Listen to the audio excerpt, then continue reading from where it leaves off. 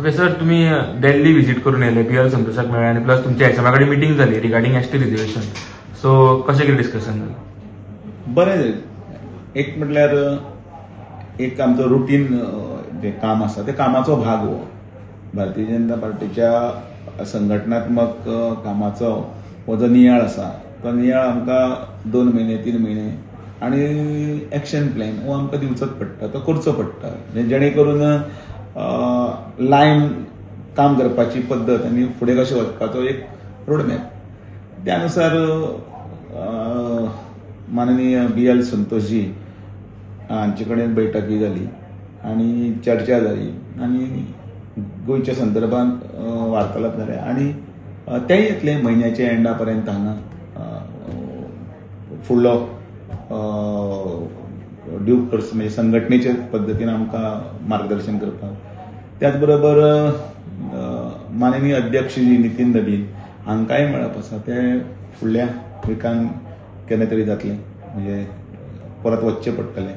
कारण ते नाशिल्ले ते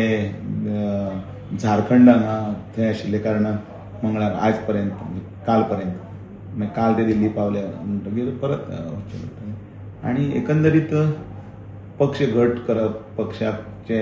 सिनियर कार्यकर्ते ज्येष्ठ श्रेष्ठ कार्यकर्ते आणि सगळे कार्यकर्त्यांची रचना आसा ती व्यवस्थितपणे करून फुडें वचप. एसटी रिझर्वेशनाचे टॉक्स आहा पळय ते केन्ना म्हटले जातले इम्प्लिमेंट केन्ना म्हटलें पडटा 27 इलेक्शनाच्या पयलीं काय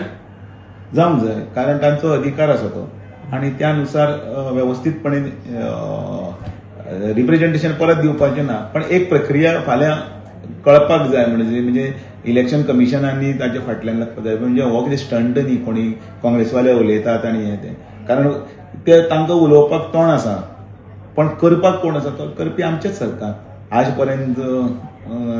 एसटी भावांक एससी भावांक ओबीसीच्या जे स्किम्स आसतल्यो किंवा प्रमोशनल आणि ते रिझर्वेशन आसतलें ते भारतीय जनता पार्टीनूच दिल्लें आसा आनी म्हणटकीर हो फुडचो तो टप्पो आसा तो मुद्दामून तो मेळूंकच जाय पण जी प्रक्रिया जी आसा ती प्रक्रिया खंयच चुकची न्ही आणि थंयच कायद्याच्या चौकटीत खंयच अडकची न्ही होय विशय आसा म्हणजे त्यानुसार आमी सगळे कांयच हें दवरनासतना तांचे कडेन मेळून त्या फुडली प्रक्रिया तांकां करपाक लायली.